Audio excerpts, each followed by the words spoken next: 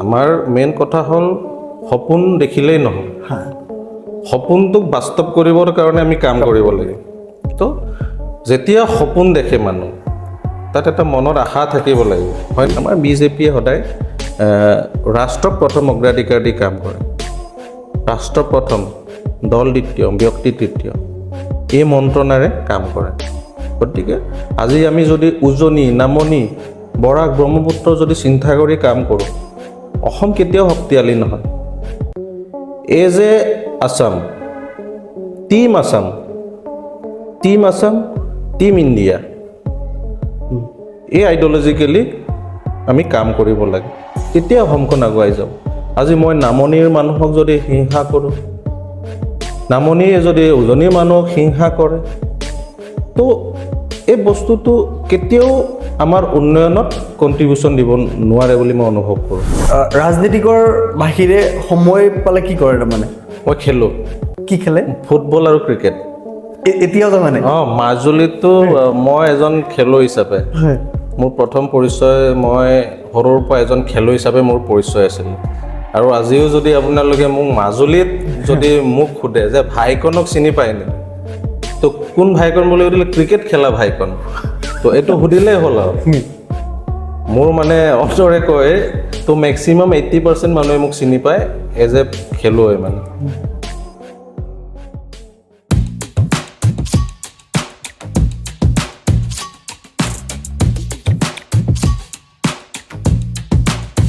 দাদা, welcome to non political podcast.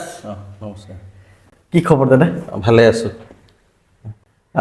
আমাৰ non political একদম খোলা মনে কথা পাতিব লাগিব। হয়, মনত যি আহে আপুনি কৈ যাব। থাকে। দিনটো কেনেকৈ বিজি থাকে? দিনটো আৰু আমি সামাজিক ৰাজনৈতিকভাৱে বিজি হৈ থাকোঁ আজিকালি মেক্সিমাম টাইম। কিষাণ মৰ্চাৰ আপুনি প্ৰেচিডেণ্ট। হয়, তাৰ আগতে অকণমান মই জানি লওঁ যে জাৰ্ণিটো কেনেকৈ আৰম্ভ কৰিছিলে, পলিটিকেল জাৰ্ণি? পলিটিকেল জাৰ্ণি বুলি ক'লে আগৰ পৰাই, সৰুৰ পৰাই এটা ইচ্ছা আছে মানে, ৰাইজৰ লগত থাকি কাম কৰি ভাল পাওঁ। আৰু মোৰতো লাইফটোত মানে চবচে ইণ্টাৰেষ্টেড কাম আছিলে আৰু খেলা ধূলাটো। তো খেলা ধূলা মিনছ মানে আৰু ৰাইজৰ লগতো এইটো ইনভল্ভ হয় আৰু অট'মেটিকেলি। এনেকৈ আৰু পিছত যেতিয়া মাষ্টাৰ ডিগ্ৰী কমপ্লিট কৰিলোঁ, তেতিয়া আমাৰ দেউতা ঢুকাই গৈছিলে, তেতিয়াই মানে পলিটিক্সটো আৰম্ভ কৰিলোঁ আৰু তেতিয়াৰ পৰাই 2011 চনৰ পৰা, 2011 চনৰ এছেম্বলি ইলেকশ্যনৰ পৰা পলিটিক্সটো আৰম্ভ কৰিছোঁ। পলিটিক্সত মানে ডাইৰেক্ট ইনভল্ভ হৈছোঁ আৰু এনেকৈ আজি 25 চন আৰু ইয়াতে আমি বিজেপিৰ কাৰণে কাম কৰি আছোঁ। এতিয়া আৰু ৰাজ্যিক পৰ্যায়ত এটা দায়িত্ব পাইছোঁ, কিষাণ মৰ্চাৰ সম্পাদক হিচাপে কাম কৰি আছোঁ। কেনেকৈ লাগিলে যে মই পলিটিক্স জইন কৰিব লাগিব 2015 চনত? কেনেকৈ লাগিলে? নাই, সৰুৰ পৰাই মই ইণ্টাৰেষ্টেড পলিটিক্সটোত। আৰু মোৰতো হায়াৰ ছেকেণ্ডেৰী লেভেলৰ পৰা পলিটিকেল ছায়েন্সটো মানে মোৰ এটা প্ৰিয় ছাবজেক্ট। আৰু কম্পাৰেটিভলি আৰু বিশ্বৰ কথাবিলাক বা পলিটিকেল লিডাৰবিলাকৰ বিষয়ে জানিব বিচাৰোঁ। আৰু এইবিলাকৰ কথা জানিলে নিজেও ইনভল্ভ হ'ব মন যায়। এইটো ৱেট আৰু এইটো দৃষ্টিভংগীয়েদি মই পলিটিক্সটোত পূৰা আকৰ্ষণ হ'লোঁ। আৰু মা দেউতাই কৈছিলে যে চাকৰি কৰিব লাগিব, মই কিন্তু চাকৰিৰ ইণ্টাৰেষ্ট নাছিলে মানে। তো চবে পলিটিক্স কৰা মানুহক বেয়া বুলি কয়, আমি শুনিছোঁ মানে পলিটিক্স কৰা মানুহবিলাক বহুত বেয়া, মানুহক ঠগে, এনেকুৱা ধৰণৰ। আৰু ব্যৱসায় কৰা মানুহো ঠগে, এনেকুৱা ধৰণে মানুহে কয় সৰুতে। তো মই ভাবিলোঁ যে চাকৰি কৰাটোৱে জীৱনৰ কাম হ'ব নোৱাৰে। মই যিটো বস্তু মানুহে বেয়া পায়, ব্যৱসায়ী আৰু পলিটিক্স, মইতো কৰিব বিচাৰিছিলোঁ। আৰু ব্যৱসায়ৰ লগতে মই পলিটিক্সো কৰিছিলোঁ। আৰু এতিয়া মই এটা সপোন দেখি আছোঁ, পলিটিকেলি মই নিজকে এষ্টাব্লিছ কৰিম বুলি। আৰু এই দৃষ্টিভংগীয়েদি কাম কৰি আছোঁ, এইটোৱে আৰু। এই আপুনি ক'লে যে পলিটিক্স বেয়া মানুহে পলিটিক্স কৰে, আজিৰ দিনত কি ফিল হৈ আছে যে পলিটিক্স ভাল মানুহে কৰে নে বেয়া মানুহে কৰে? নহয়, মই যেতিয়া পলিটিকেল প্লেটফৰ্ম পাইছোঁ, যিটো এনভাইৰনমেণ্ট দেখিছিলোঁ, এইটো পলিটিকেল এনভাইৰনমেণ্ট আৰু এতিয়াৰ পলিটিকেল এনভাইৰনমেণ্টটোৰ বহুত ডিফাৰেঞ্চ আছে। কেনেকুৱা আছিলে এই 2015 চনত? 2011 চনৰ কথা কৈ আছোঁ। 2011 চনৰ যিটো পলিটিকেল এনভাইৰনমেণ্ট, তাত মই দেখিছোঁ তেতিয়াতো কংগ্ৰেছ দলৰ চৰকাৰ চলি আছিল তো তেতিয়াৰ পলিটিকেল এনভাইৰনমেণ্টবিলাক এটা ফেমিলিৰ মাজত এটা আবদ্ধ হোৱা এটা পলিটিক্স মানুহক তুষ্টিকৰণ ৰাজনীতি এনেকুৱা ধৰণৰ এটা একো ট্ৰান্সপাৰেঞ্চি নাছিলে মানুহৰ মাজত যে এজন মানুহৰ হাতত ক্ষমতা থাকিব তো এইজন মানুহৰ মতেহে চলিব মানে পলিটিকেল যিটো এডমিনিষ্ট্ৰেশ্যন কিন্তু মই এতিয়া বিজেপিৰ পলিটিক্স দেখিছোঁ ট্ৰান্সপাৰেণ্টলি বিজেপিয়ে পলিটিকেল এডমিনিষ্ট্ৰেশ্যনটো চলাই আছে এইটোৱে তুলনামূলকভাৱে যে এতিয়া যিখিনি মই দেখি আছোঁ আজিকালি নেতাবিলাক ৰাইজৰ ওচৰত দায়বদ্ধ কিন্তু আগত দেখিছিলোঁ ৰাইজে নেতাৰ ঘৰত যায় এতিয়া আপোনালোকে নিশ্চয় জানে আমাৰ অসমৰ মুখ্যমন্ত্ৰী ডাঙৰীয়া ইভেন মুখ্যমন্ত্ৰী ডাঙৰীয়া যেতিয়া পাব্লিক মিটিং এড্ৰেছ কৰে তো পাব্লিক মিটিং এড্ৰেছ শেষ কৰাৰ পিছত নিজে তলত গৈ এপ্লিকেশ্যন কালেক্ট কৰে তো এনেকুৱা ধৰণৰ এটা ট্ৰান্সপাৰেঞ্চিটো এতিয়াৰ পলিটিক্সত দেখিছোঁ আৰু তেতিয়াৰ পলিটিক্সত এজন মানুহৰ হাতত এটা পৰিয়ালৰ মাজত আবদ্ধ হোৱা পলিটিক্সৰ এনভাইৰনমেণ্টটো দেখিছোঁ গতিকে লাহে লাহে আমাৰ যিবিলাক পলিটিকেল চেঞ্জিং মানুহৰ এই চিন্তাধাৰাবিলাক আজি আমি যিটো বিজেপিৰ আইডিঅলজিকেল পলিটিক্স সেইটো আমি আকৃষ্ট হৈছোঁ উঠি অহা প্ৰজন্ম হিচাপে তো মই ভাবোঁ আজিকালি এই মানুহৰ যিটো মই চিন্তা কৰি পলিটিক্সত সোমাইছিলোঁ বা কৰিব বিচাৰিছিলোঁ তে এই ধাৰণাবিলাকৰ সলনি হৈছে যে এতিয়া মানুহৰ নেশ্যন বিল্ডিং যিটো মানে ৰাষ্ট্ৰ নিৰ্মাণৰ যিটো কাম তাক অগ্ৰাধিকাৰ দিছে আজিকালি আমাৰ বিজেপি আৰু নেতাবিলাকে চ' এইটো কাৰণে এতিয়া মানে পলিটিকেল এনভাইৰনমেণ্টটো বহুত চেঞ্জ দেখিছোঁ এতিয়া মই ভাবোঁ যে ৰাইজৰ হৈ দায়বদ্ধ হৈ কাম কৰি আছে চৰকাৰে আৰু এতিয়া এইটো আগৰ পৰিৱেশ নাই এতিয়া ভাল বুলি ক'ব পাৰি পলিটিকেল লিডাৰ আৰু আগতে আমি দেখোঁ যে MLAৰ ঘৰত গ'লে 2 ঘণ্টা 3 ঘণ্টা ৰ'ব লাগে মন্ত্ৰীকটো লগেই নাপায় মুখ্যমন্ত্ৰীটো দূৰৰে কথা তো এতিয়া মুখ্যমন্ত্ৰী জিলায়ে জিলায়ে কিমানবাৰ টৰ কৰে মাহত গতিকে এইটো ট্ৰান্সপাৰেঞ্চি দেখিছোঁ গতিকে আজিৰ যুগত মই ক'ম যে গুড এনভাইৰনমেণ্ট এইটো ভাল এনভাইৰনমেণ্টত পলিটিকেল যিবিলাক ছিষ্টেম চলি আছে এইটো আমি উঠি অহা প্ৰজন্ম হিচাপে অনুভৱ কৰোঁ 2011 চনত যেতিয়া আপুনি পলিটিকেল কেৰিয়াৰত আহিলে আজি আপুনি কিষাণ মৰ্চাৰ ষ্টেট প্ৰেচিডেণ্ট নহয় ছেক্ৰেটাৰী হয় কেতিয়া ফিল কৰিছিলে যে এইখিনি পৰ্যায়ৰ পৰা এইখিনি পৰ্যায় পাম বুলি কেতিয়া মনত লাগি আছিলে নহয় এইটোৱে বস্তুটো আমাৰ মেইন কথা হ'ল সপোন দেখিলেই নহয় সপোনটোক বাস্তৱ কৰিবৰ কাৰণে আমি কাম কৰিব লাগে তো যেতিয়া সপোন দেখে মানুহ তাত এটা মনত আশা থাকিব লাগিব হয়নে নহয় কি আশা থাকিছিল তেতিয়া এই আশাটোক যেতিয়া মই পূৰণ কৰিবলৈ যাওঁ মোৰ এটা নিজৰ কমিটমেণ্ট থাকিব লাগিব চ' সপোন আশা আৰু সংকল্প এই তিনিটা বস্তুক লৈ মই কাম কৰি গৈছিলোঁ আৰু তেতিয়াৰ পৰা 11 চনৰ জাৰ্ণিৰ পৰা আজিৰ দিনটোলৈকে মোৰ অভিজ্ঞতাই কয় মই এটা ৰাজ্যিক পৰ্যায়ত দায়িত্ব ল'ব পাৰিছোঁ তো ৰাজ্যিক পৰ্যায়ত দায়িত্ব লৈছোঁ মানে দলে বহুত মোৰ ওপৰত আস্থা আৰু বিশ্বাস ৰাখি মোক দায়িত্ব দিছে চ' মোৰ কাম কাৰ্যক মূল্যায়ন কৰিছে চাগে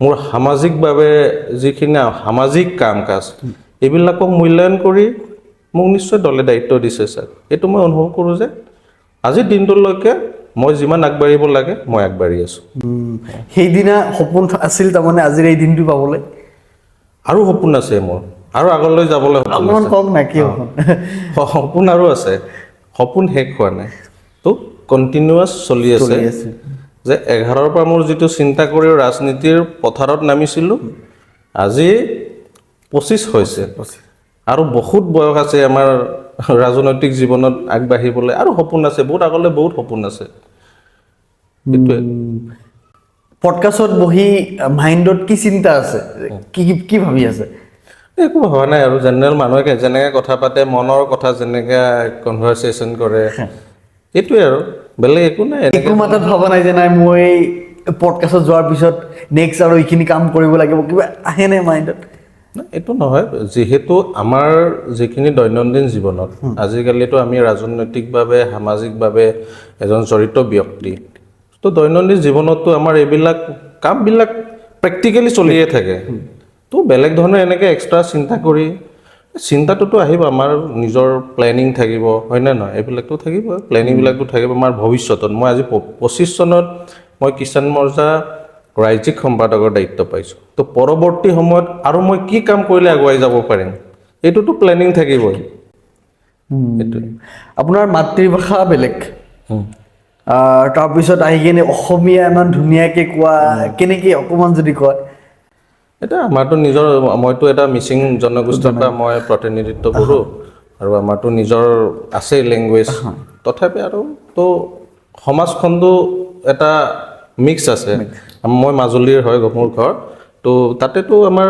অসমীয়া মানুহ আছে মিচিং মানুহ আছে দেউৰী আছে সোণোৱাল কছাৰী আছে বিভিন্ন জাতি জনগোষ্ঠীৰ এটা থকা এটা আমাৰ সমষ্টি মাজুলী গতিকে তো মোৰতো মেক্সিমাম লগৰ অনা মিচিং মই মেক্সিমাম অনা মিচিং মানুহৰ লগত থাকোঁ তো এইটোৱে আৰু কথোপকথন কনভাৰচেশ্যন এইবিলাকৰ পৰাই শিকোঁ বা ফ্লুৱেঞ্চিটো আজিও আমাৰ ইমানখিনি নাই তথাপি আমি যত্ন কৰোঁ আৰু ফ্লুৱেঞ্চিটো কেনেকৈ আনিব পাৰে এইটোৱে এইটো এটা ভাল কথা কিন্তু যে আমি মিচিং মানুহৰ লগত আমি চলিব লাগিব কিন্তু তাতকৈ বেছি আমি মিচিং মানুহ নোহোৱা মানুহৰ লগত আমি বেছিকৈ চলিব লাগিব কাৰণ তেতিয়া আমি সিহঁতৰ ভাষাটো বেছি ভালকৈ জানিব পাৰিম এইটো কিন্তু এটা গুড কোৱালিটি আপোনাৰ ৰাজনীতিকৰ বাহিৰে সময় পালে কি কৰে তাৰমানে মই খেলোঁ কি খেলে ফুটবল আৰু ক্ৰিকেট এতিয়াও তাৰমানে মাজুলীতো মই এজন খেলুৱৈ হিচাপে মোৰ প্ৰথম পৰিচয় মই সৰুৰ পৰা এজন খেলুৱৈ হিচাপে মোৰ পৰিচয় আছিলে আৰু আজিও যদি আপোনালোকে মোক মাজুলীত যদি মোক সোধে যে ভাইকনক চিনি পায় নেকি তো কোন ভাইকন বুলি সুধিলে ক্ৰিকেট খেলা ভাইকন তো এইটো সুধিলেই হ'ল আৰু মোৰ মানে অন্তৰে কয় তো মেক্সিমাম 80% মানুহে মোক চিনি পায় এজ এ খেলুৱৈ মানে পলিটিচিয়ানতকৈ আপুনি খেলে বেছি খেলুৱৈ মই প্ৰথম মোৰ পৰিচয় আগতেতো মই খেলুৱৈ হিচাপে মাজুলীত মই বহুত খেলিছোঁ মাজুলীত আৰু মোৰ ক্ৰীড়া জগতত মোৰ পাৰফৰ্মেঞ্চটো বহুত ভাল আছিলে তো মোৰ এই কথাত অলপ দুখ লাগে মই অলপ এই কথাটো ক'ব বিচাৰিছোঁ 2023ত মোৰ মেট্ৰিকুলেশ্যন তো মেট্ৰিক পাছ কৰা দিনটোত আমি খেলিছোঁ ক্ৰিকেট খেলিছোঁ কিন্তু মাজুলীত তেনেকুৱা কোনো ধৰণৰ স্পৰ্টছৰ এটা আন্তঃগাঁথনি নাছিলে তাৰ কাৰণে আজি টেলেণ্টটো আমাৰ আছিলে কিন্তু আমাৰ প্লেটফৰ্ম নোহোৱাৰ কাৰণে আজি আমাৰ টেলেণ্টটোক আমি নিজে মাৰ দিবলগীয়া হয় তো তেতিয়াই যদি আমি এনেকুৱা আজিৰ দিনটোৰ নিচিনা পৰিৱেশ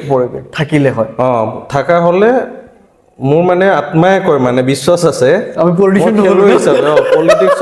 পলিটিক্সত নোসোমালো হয় আৰু মই এজন খেলুৱৈ হিচাপে নিজক এষ্টাব্লিছ কৰিলোহেঁতেন কিন্তু আজি মাজুলীত ইমানেই স্পৰ্টছৰ আন্তঃগাঁথনি আছে আৰু বহুত কৰিবলগীয়া তথাপি আজি বহুত ডেভেলপ হৈছে আজি ক্ৰিকেট এছ'চিয়েশ্যনৰ এফিলিয়েশ্যন আহিছে এতিয়া চৰকাৰে কিছুমান ভাল কাম কৰি আছে য'ত ক্ৰীড়া নীতি প্ৰৱৰ্তন কৰি তো অলিম্পিক মেডেলিষ্টবিলাকক বা Commonwealth games Asian games national games এইবিলাকত যিবিলাকে মেডেলিষ্ট বা গ'ল্ড মেডেল পায় এইবিলাকৰ কাৰণে এটা অলিম্পিক ৰিকগনাইজ যিবিলাক ইভেণ্ট এইবিলাকক চাকৰিত এটা সংৰক্ষণৰ ব্যৱস্থা কৰিছে চৰকাৰ এইটো এটা ডাঙৰ পদক্ষেপ চৰকাৰ যে মানুহে এতিয়া ভৱিষ্যত দেখিছে আৰু এতিয়া মানুহে প্ৰফেশ্যনেলি খেলে যে মই খেলুৱৈ হ'ম আৰু মই খেলুৱৈ হিচাপে মই নিজক এষ্টাব্লিছ কৰিম তেতিয়া আমাৰ দিনত এইটো পৰিৱেশ নাছিলে তো তেতিয়া মা দেউতায়েও আমাক গালি পাৰিছিলে যে খেলি কি পায় কি লাভ পায় কিয় টাইম ৱেষ্ট কৰে তেতিয়া মই বহুত দুখ পাইছিলোঁ তো মা দেউতাই কিয় মোক এনেকৈ অপ'জ কৰে তো মইতো খেল ভাল পাওঁ মই খেলুৱৈ হিচাপে নিজক এষ্টাব্লিছ কৰিব বিচাৰোঁ আৰু মোৰ এটা নিজৰ ওপৰত এটা কিবা আছিলে যে মই য'ত লাগোঁ নিজক এইটো দিশত এষ্টাব্লিছ কৰিব বিচাৰোঁ খেলুৱৈ হিচাপে যেতিয়া খেলিছিলোঁ মই খেলুৱৈ হিচাপে এদিন সপোন দেখিছিলোঁ যে মই ইণ্ডিয়ান নেশ্যনেল টীমত খেলিম এইটো কমিটমেণ্ট হয় মানে খেলিছিলোঁ আৰু মোৰতো এজ এ ক্ৰিকেটাৰটো মোৰ পাৰফৰ্মেঞ্চটো বহুত ভাল আছে মানে আৰু ক্ৰিকেটটোৰ পিছত মই ফুটবল খেলিছোঁ আৰু ফুটবলতো মই দিল্লীলৈকে এটা নেশ্যনেল ইভেণ্ট খেলিছোঁ দিল্লীত এটা নেশ্যনেল ইভেণ্ট খেলিছোঁ তো আমাৰ মাজুলীতটোতো আপোনালোকে জানে এটা সময়ত মাজুলী এটা মানে এটা সমষ্টি আছে বুলি মানুহে মানে বাৰিষাৰ সময়বিলাকত ফ্লাড যেতিয়া হয় তেতিয়াতো মানুহে মাজুলীৰ গোটেই কমিউনিকেশ্যনেই বিচ্ছিন্ন হৈ থাকে একো কমিউনিকেশ্যন নাইকিয়া হৈ যায় এনেকুৱা এটা অঞ্চলত আমি আছিলোঁ তো প্ৰতিভা থাকিও বিকাশ কৰাৰ প্লেটফৰ্ম নাছিলে আৰু এই বস্তুটো অসমৰ আজিৰ দিনতো বহুত গাঁৱৰ মানুহে ভুগি আছে প্ৰতিভা আছে কিন্তু দেখাব নোৱাৰে আজিৰ দিনতে কিন্তু আছে যিটো প্ৰব্লেম আপুনি ফেচ কৰি আহিছিলে কি ক'ব সেইটোলৈ সেই মানুহ মানে যিবোৰ টেলেণ্ট আছে টেলেণ্টবোৰ কেনেকৈ ওলাই আনিব ৰাইজৰ মাজত কি ক'ব আপুনি সেইবোৰ ল'ৰা বা ছোৱালীক মেইন কথা হ'ল এইটোৱে আমি প্ৰত্যেকজন নাগৰিকৰ দায়িত্ব আছে এইটো প্ৰত্যেকজন ব্যক্তিৰ দায়িত্ব আছে আপোনাৰো দায়িত্ব আছে মোৰো আছে আজি মই তেতিয়া খেলিছিলোঁ এইটো বুলি এতিয়া মই খেলো এৰি দিব নালাগে মই খেলুৱৈ নহ'লেও এজ এ অৰ্গেনাইজাৰ হয়নে নহয় এজ এ ৱেল ৱেজাৰ তো আমি ইনভলভ হ'ব লাগে যে প্ৰত্যেকজন যদি ব্যক্তিয়ে আমাৰ যদি ইনভলভমেণ্টটো থাকে আমাৰ গাঁওখনৰ প্ৰতিভাশীল খেলুৱৈসকলক আমি বাছি উলিয়াব পাৰোঁ তো আজিকালিতো খেলো ইণ্ডিয়া চেণ্টাৰ গাঁৱে গাঁৱে খুলিছে আমাৰ মাজুলীতে দুটা খেলো ইণ্ডিয়া চেণ্টাৰ আছে এথলেটিক্সৰ আছে আৰু এটা কিক বক্সিঙত আছে এনেকুৱা ধৰণৰ বহুত এটা সুবিধা দিছে তো আমাৰ কাম হ'ব লাগে যে আমাৰ গাঁৱৰ উঠি অহা প্ৰতিভাবিলাক উঠি অহা যুৱকসকলক আমি খেলপথাৰলৈ আনিব লাগে বুজাব লাগে আইডাৰ বুজাব লাগে নহ'লে আমি বা গালি গালাজ পাৰি যেনেকৈ আগতে আমাক ডাঙৰ মানুহে গালি পাৰে যে প্ৰেক্টিচলৈ নহ'লে গালি পাৰে এনেকুৱা ধৰণে হ'লেও আনি খেলুৱৈসকলক আমি খেলপথাৰলৈ আনি এইবিলাক সুবিধা দিব লাগে তো মই দেখিছোঁ মোৰ বাস্তৱিক জীৱনত মোৰ এতিয়াও ক্লাব এটা আছে জেননেক্স ফুটবল ক্লাব বুলি জেননেক্সে আমি বহুত ল'ৰা ছোৱালীক খেলৰ লগত জড়িত কৰাই আমি সংস্থাপন দি আহিছোঁ খেলুৱৈ হিচাপে নহ'লেও তেওঁলোকৰ ফিটনেছ থকাৰ কাৰণে আজি আৰ্মিত দৌৰি চাকৰি পাইছে আৰু মানুহ খেলি থাকিলে বা খেলৰ লগত জড়িত হৈ থাকিলে মানসিক শাৰীৰিকভাৱে যদি মানুহ সুস্থ হৈ থাকে নিজক এষ্টাব্লিছ কৰিব পাৰে গতিকে বহুত প্ৰত্যাহ্বান আছে তথাপি আমি প্ৰত্যেকজনেই আমি দায়িত্ব ল'ব লাগে তো আমি অকল চৰকাৰৰ মুখলৈ চাব নালাগে এইটো কাৰণে আমাৰ এই মানসিকতাটো ভুল যে কিবা এটা হ'লে চৰকাৰক দুখ দিয়ে কিন্তু চৰকাৰে চব কাম কৰিব নোৱাৰে প্ৰথম কথা হ'ল নিজক প্ৰস্তুত কৰি ল'ব লাগিব নিজৰ অঞ্চলক প্ৰস্তুত কৰিব লাগিব হয়নে নহয় তাৰপিছতহে চৰকাৰে সহায় কৰিব মই খেলুৱৈ হ'ম বুলিতো সপোন দেখিব লাগিব তো টানি আনিতো খেলুৱৈ বনাব নোৱাৰে নিজে কৰিব এই লাগিব ক্ষেত্ৰত মই অনুৰোধ জনাব বিচাৰিম আৰু আমাৰ অসমত এইটোৱে আমাৰ খেলুৱৈসকলৰ মানসিকতাবিলাক পৰিৱৰ্তন হ'ব লাগে আজিকালি এনেকুৱা নিচাজাতীয় বস্তুবিলাক খাই ল'ৰাবিলাক কিন্তু আগতে আমি ফিল্ডত সোমাওঁতে এটা নীতি নিয়মত সোমাওঁ ড্ৰেছ পিন্ধাৰ আগত ফিল্ডক সেৱা কৰোঁ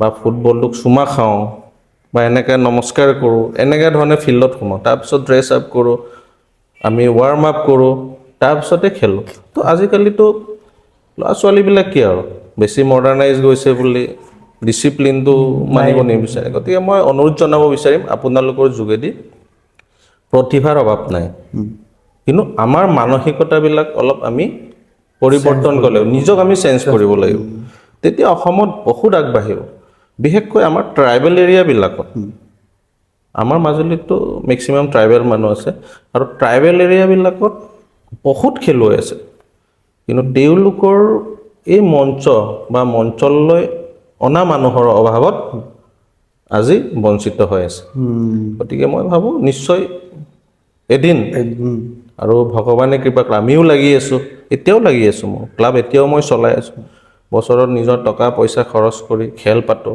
অল আছাম ভিত্তিত আমি খেল পাতোঁ বা এনেকুৱা ধৰণৰ মঞ্চ এখন দিছোঁ এইটোৰ যোগেদি আমি ল'ৰা ছোৱালীক মানে এষ্টাব্লিছ কৰিব পাৰোঁ নেকি এই কথা এই কামবিলাক আমি কৰি আছোঁ ট্ৰাইবেলসকলৰ আজিৰ দিনত চবতকৈ বেছি প্ৰব্লেমটো কি আছে আজিৰ দিনত আমি ফেচ কৰি আছে যে কি ক'ব যে ট্ৰাইবেলসকলৰ আজিৰ দিনত এই প্ৰব্লেমত ভুগি আছে নহয় এইটোৱে আমাৰ অলপ মানে আৰ্থসামাজিক দিশত আমি অলপ আমি কাম কৰিব লাগিব আৰু তাৰ কাৰণে আমি প্ৰত্যেকজন জনগোষ্ঠীয় বা এই আমাৰ সংগঠনৰ পৰা আদি কৰি জাতীয় সংগঠনৰ পৰা আদি কৰি জনগোষ্ঠীয় যিবিলাক নেতা এই নেতাসকলৰ ভূমিকা অত্যন্ত প্ৰয়োজন আছে তো আমাৰ জাতিটোক এতিয়া জাতিক আগুৱাই নিবলৈ বহুত আমি কাম আছে তো আমাৰ যিবিলাক লাইফ ষ্টাইল তো আমাৰ ঘৰবিলাক কেনেকৈ থাকিব লাগে, তো এটা ঘৰ বনাই তো নিজৰ ল'ৰা ছোৱালীক কেনেকা পৰিৱেশত ৰাখিব এটা অধ্যয়ন কৰাৰ পৰিৱেশ দিব লাগে, এই কথাখিনি এই বিষয়বিলাকৰ ওপৰত কাম কৰাৰ বহুত প্ৰয়োজন আছে। মই নিজে অনুভৱ কৰোঁ। এতিয়া মোৰ গাঁওখনে মই কেতিয়াবা বিৰাট বেয়া লাগে, এটা ইমানেই পপুলেশ্যন, এটা ইমান গাঁওখনৰ যিখিনি মাটিশালী হিচাপত কিন্তু ঘৰ বহুত বেছি হৈ গ'ল, লগালগি এনেকুৱা ধৰণে হৈছে। খেতি বাতিৰ জাগা নাই চাগে। খেতি বাতি মাটি আছে কিন্তু আমাৰ ৰেচিডেঞ্চিয়েল এৰিয়াবিলাক, অ'কে। এই এৰিয়াবিলাকত মানে বহুত মানে কিবা বেছি হৈ গ'ল, মানুহ ঘৰ বনোৱা বেছি হৈ গ'ল, এনেকুৱা ধৰণে আছে মানে। তেতিয়া মই অনুভৱ কৰোঁ যে এটা সময়ত আৰু 30-40 বছৰৰ পিছত এই সমস্যাবিলাকতো বহুত বেয়া ধৰণে প্ৰভাৱ বিস্তাৰ কৰিব। গতিকে সমস্যাবিলাকৰ মানে সমাধানৰ কাৰণে আমি কাম কৰিব লাগিব। বিশেষকৈ আমাৰ জনগোষ্ঠীয় যিসকল ল'ৰা ছোৱালী, শিক্ষিত ল'ৰা ছোৱালীবিলাক বাহিৰত যিবিলাক অধ্যয়ন কৰি আছে বা বাহিৰৰ পৰিৱেশবিলাক দেখিছে যে এজন ভাল মানৱ সম্পদ উৎপাদনৰ কাৰণে কি কি পৰিৱেশৰ প্ৰয়োজন আছে, এই কথাবিলাক আমাৰ এনেকুৱা ৰাজনৈতিকভাৱে হওক, সামাজিকভাৱে হওক, শৈক্ষিক দিশতে হওক, যিবিলাক আমাৰ জনগোষ্ঠীয় নেতাই নেতৃত্ব দি আছে, এই নেতাসকলৰ ভূমিকা অত্যন্ত প্ৰয়োজন আছে। গতিকে এই নেতাসকলকো মই অনুৰোধ জনাব বিচাৰিম যে আমি এই দিশত আমি কাম কৰিব লাগে, প্ৰত্যেকজন ব্যক্তিয়ে, অকল আমাৰ জনগোষ্ঠীয় বুলিয়ে নহয়, আমাৰ সামাজিকভাৱে জড়িত সকলো পক্ষলৈকে মোৰ অনুৰোধ থাকিব যে এইখিনি আপগ্ৰেড কৰাৰ ক্ষেত্ৰত। 2013 চনত মাজুলী কেনেকুৱা আছিলে, আজি 2025 আজি মাজুলী কেনেকুৱা? মই ইমানেই পৰিৱৰ্তন দেখিছোঁ 2011 চন বা 2013 চনৰ মাজুলী আৰু 2025 চনৰ মাজুলী। কি কি আকাশ পৰিৱৰ্তন? পাতাল ডিফাৰেঞ্চ আছে। য'ত আমি 150 কিলোমিটাৰ ৰাস্তা বুলি ক'ব পাৰোঁ, এতিয়া মাজুলী প্ৰায় 200 কিলোমিটাৰ ওপৰত ৰাস্তা পদূলি বনিলে। আপুনি ইমাজিন কৰক, আগতে মথাউৰিৰ ওপৰত মানুহে চাইকেলো চলাব নোৱাৰে, খোজকাঢ়িও যাব নোৱাৰে, বতৰ বেয়া হ'ল। কিন্তু আজি 25 চনৰ মাজুলী সঁচাকৈ আমি এতিয়া অনুভৱ কৰোঁ যে মাজুলী আগুৱাই গৈছে। এটা সময়ত এনেকৈ ভাবোঁ যে মাজুলীৰ পৰা আমি গুচি যাম বাহিৰত, যে মাজুলীত থাকিলে আমাৰ জীৱনৰ যিখিনি জীয়াই থকাৰ যিখিনি সা সুবিধা সেইটো নাপাম, গতিকে মাজুলী এদিন বিচ্ছিন্ন হ'ব আমাৰ, এনেকুৱা ধৰণৰ কল্পনা মানে ভাবিবলৈ বাধ্য আছিল। কিন্তু আজি আমি 25 চনত দেখোঁ মাজুলীলৈ মানুহ আহে মাজুলী চাবলৈ। এতিয়া আপোনালোকে চাওক, দুখনকৈ দলং চলি আছে কাম, এইটোতো আপোনালোকে গম পায়। তো মই এতিয়া অনুৰোধ ৰাইজক জনাব বিচাৰিছোঁ যে মাজুলী বহুত আগুৱাই গৈছে। 16 চনৰ আগৰ মাজুলী আৰু 16 চনৰ পিছৰ মাজুলী, 16 চনৰ পিছত মাজুলীৰ উন্নয়ন ইমানেই দ্ৰুতগতিত আগবাঢ়িল, তো এটা বেলেগ ডিষ্ট্ৰিক্টতকৈ বহুত ডেভেলপ হৈ গ'ল। তাত দুখনকৈ দলং হ'ল, আপোনালোকে ইমাজিন কৰক। এতিয়া দলং হোৱাৰ লগে লগে মানুহৰ জীৱন ধাৰণৰ মূল্যটো, ভেলুৱেশ্যন, হিউমেন ভেলুৱেশ্যনটো বাঢ়ি যাব।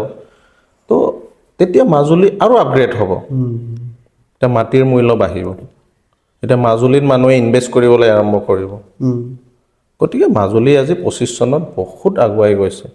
ৰাস্তা পদূলিৰ পৰা আদি কৰি, কমিউনিকেশ্যনৰ পৰা আদি কৰি সকলো দিশতে আগবাঢ়িছে আৰু আগলৈকেও বহুত আগবাঢ়িব। আৰু এতিয়া মই শুনি আছোঁ ৰেলৱে কানেক্টিভিটি দিবৰ কাৰণেও ছাৰ্ভে চলি আছে বুলি। এতিয়া নেশ্যনেল হাইৱে এটা কানেক্টিভিটি হ'ল দলং দুখনত। তো মাজুলীক যি কৰিব লাগে মানে কৰি আছে, কিন্তু আগত মাজুলীক বহুত অৱহেলা চকুৰে চাই আছিলে।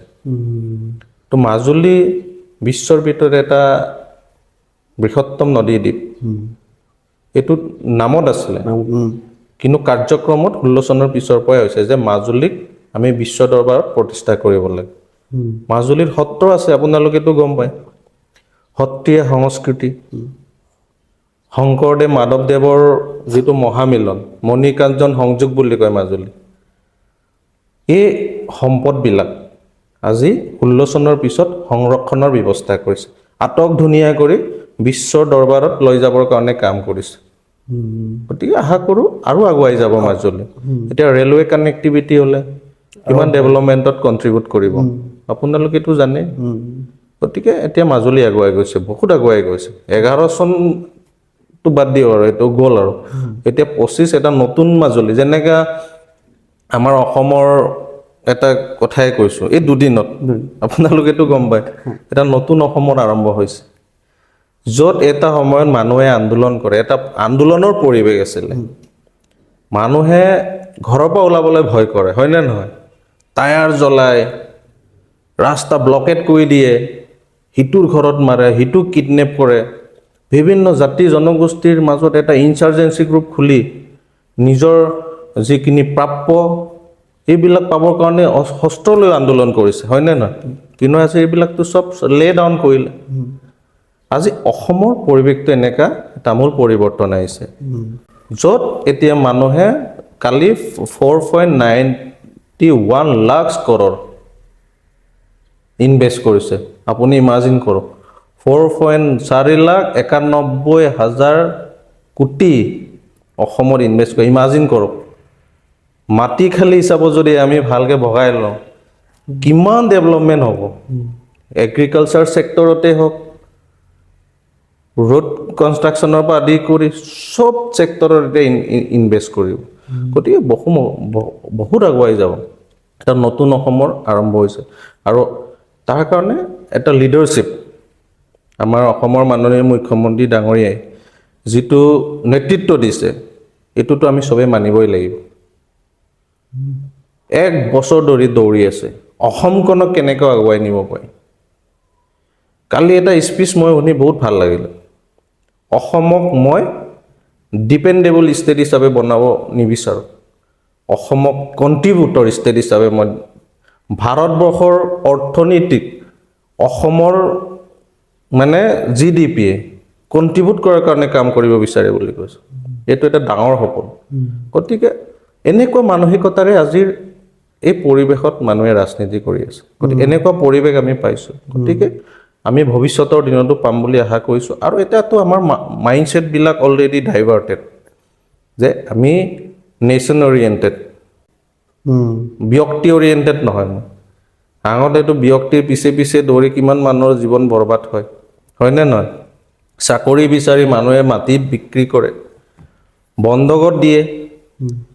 আমি গাঁৱৰ পৰা আমি আহিছোঁ, আমাৰ গাঁওবিলাকত আগতে বেমাৰ হ'লে গৰু বিক্ৰী কৰি দিয়ে, মাটি বন্ধকত দিয়ে, আত্মসহায়ক গোটৰ পৰা ধাৰ লয়।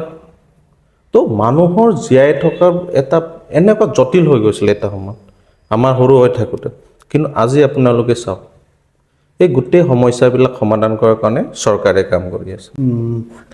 আয়ুষ্মান ভাৰত আটাইতকৈ মোদীজীৰ উল্লেখযোগ্য পদক্ষেপ বুলি ক'লে মোৰ দৃষ্টিভংগীৰে মই কৈছোঁ আয়ুষ্মান ভাৰত কাৰ্ড, য'ত 1 বছৰত মানুহে 5 লাখলৈকে হেল্থ বেনিফিট পায়, 5 লাখ টকালৈকে পায়, 1 টকা দিব নালাগে।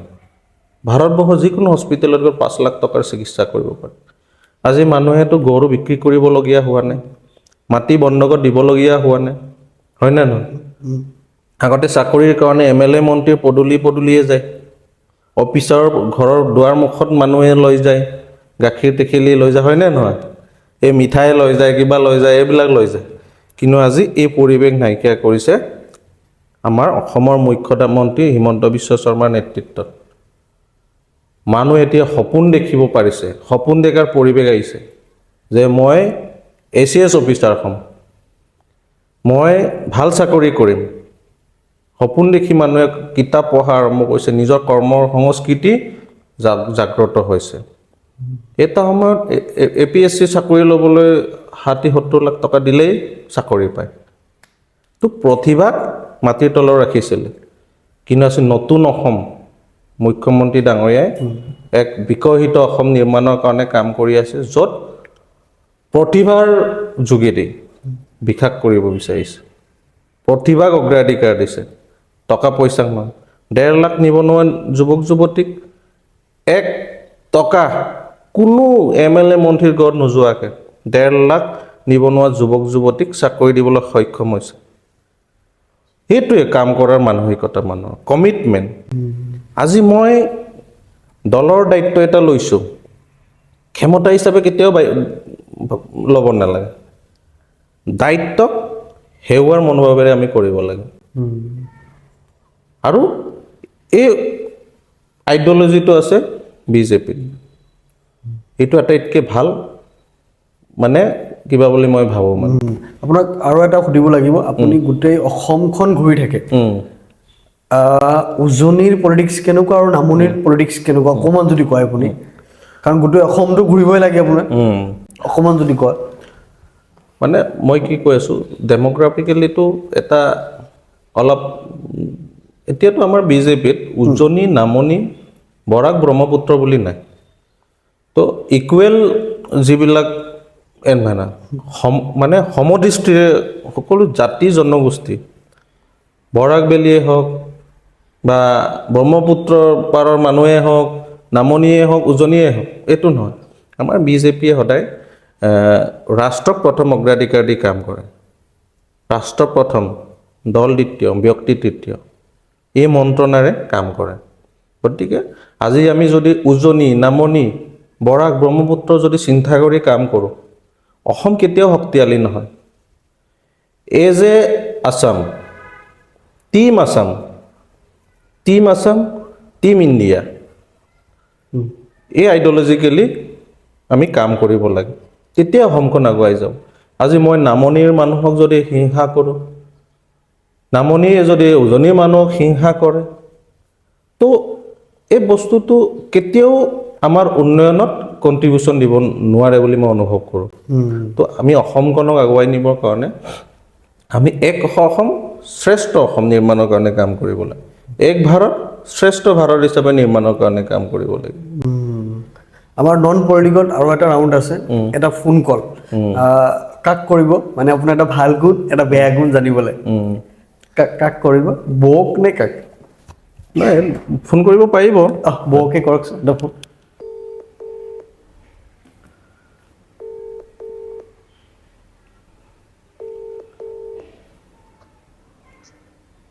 हेलो हेलो এটা লোকচিত। হেল্ল', हेलो হয় দাদা, আমাৰ পডকাষ্টত বহিছে, নন পলিটিকেল পডকাষ্ট। নমস্কাৰ। হয় নমস্কাৰ। দাদাৰ এটা ভাল গুণ এটা বেয়া গুণ আপুনি ক'ব লাগে। হয় নি? হয়।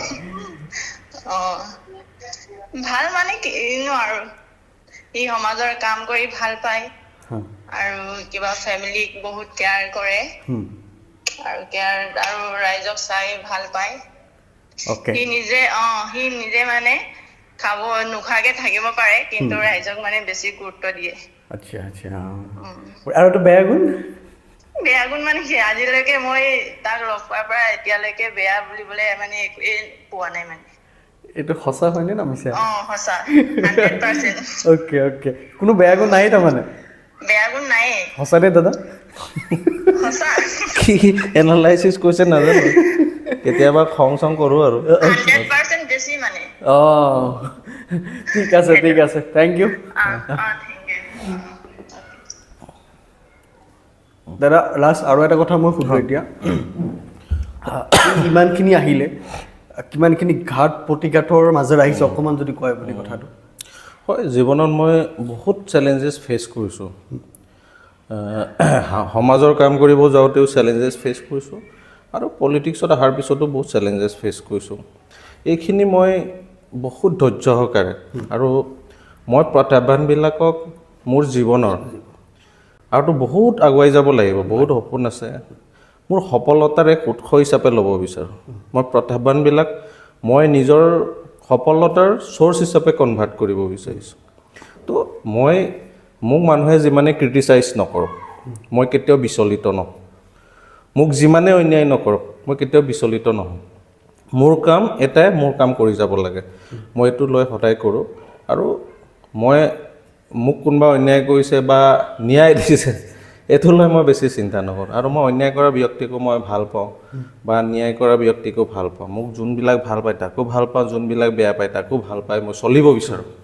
আৰু মই সদায় ৰিকুৱেষ্ট কৰোঁ মানুহক যে মোক বেয়া পায়, মোক অন্যায় কৰি যদি কোনোবাই সফল হয়, মই সদায় কওঁ, মই আপোনালোকৰ যোগেদি ক'ব বিচাৰোঁ, মোক কোনোবাই অন্যায় কৰি যদি নিজৰ জীৱন সংস্থাপন হয়, মই সংস্থাপনক মোক 100 বাৰ অন্যায় কৰক, মই সদায় অনুৰোধ থাকিব। আৰু আমি ইতিবাচক চিন্তাধাৰাৰে কাম কৰিব লাগে। আজি মোৰ সপোন দেখাটোতো কেতিয়াও ভুল হ'ব নোৱাৰে, হয়নে নহয়? উঠি অহা প্ৰজন্ম মানুহৰ চবৰে সপোন থাকে। মই এনেকুৱা জীৱনত ফেচ কৰিছোঁ, মই মোৰ কেইটামান অভিজ্ঞতাৰ কথা ক'ব বিচাৰোঁ। এই 22 চনত আমাৰ মাজুলীত বাই ইলেকশ্যন হৈছিলে। তেতিয়া মই টিকেট বিচাৰিবৰ কাৰণে মই নিজক প্ৰস্তুত কৰি ল'লোঁ।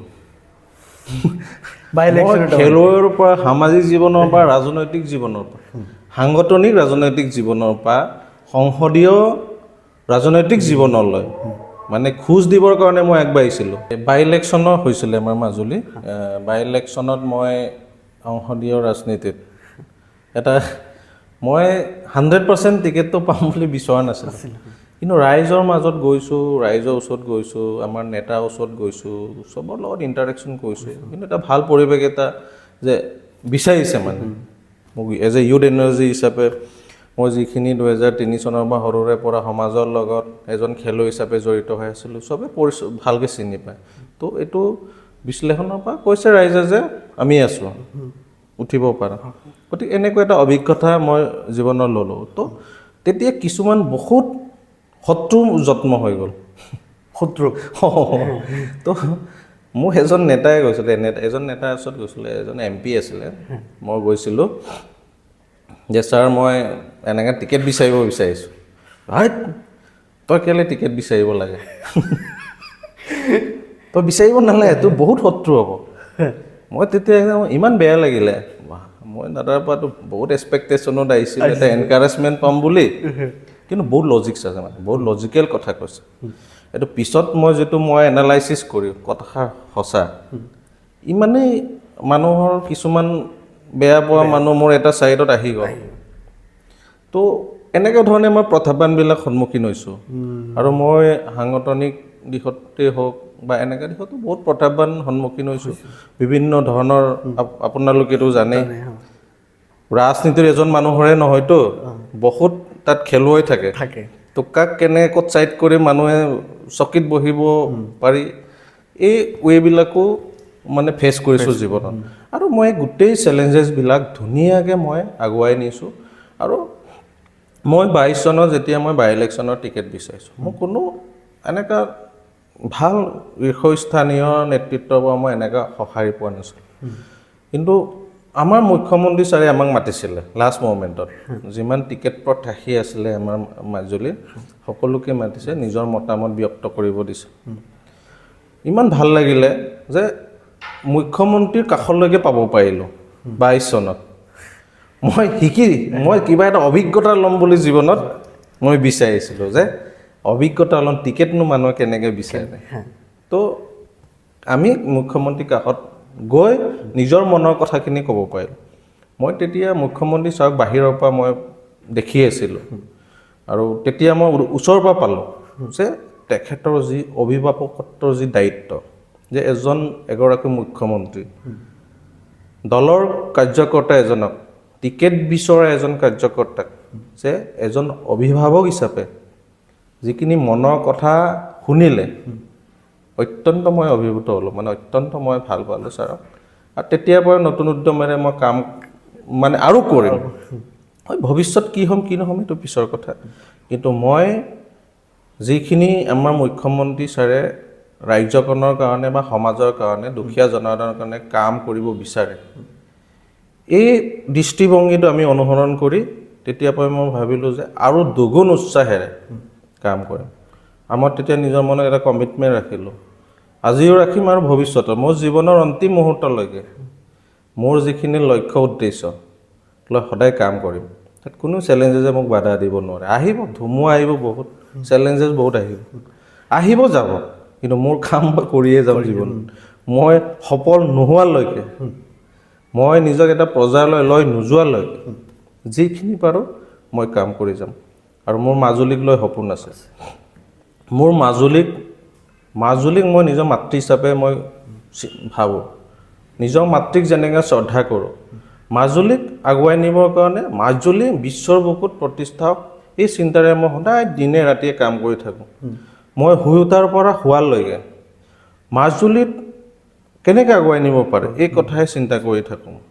আজি ক্ৰীড়াৰ ক্ষেত্ৰতেই হওক, সাংস্কৃতিক দিশতেই হওক, আমাৰ সত্ৰবিলাকক সংৰক্ষণৰ দিশতেই হওক, আমাৰ সত্ৰাধিকাৰ প্ৰভুসকলে মাজুলীৰ সংস্কৃতিক জীয়াই ৰাখিবৰ কাৰণে নিজৰ জীৱন, নিজৰ সাংসাৰিক জীৱন ত্যাগ কৰি আজি সত্ৰ সংস্কৃতিক জীয়াই ৰাখিবৰ কাৰণে কাম কৰি আছে।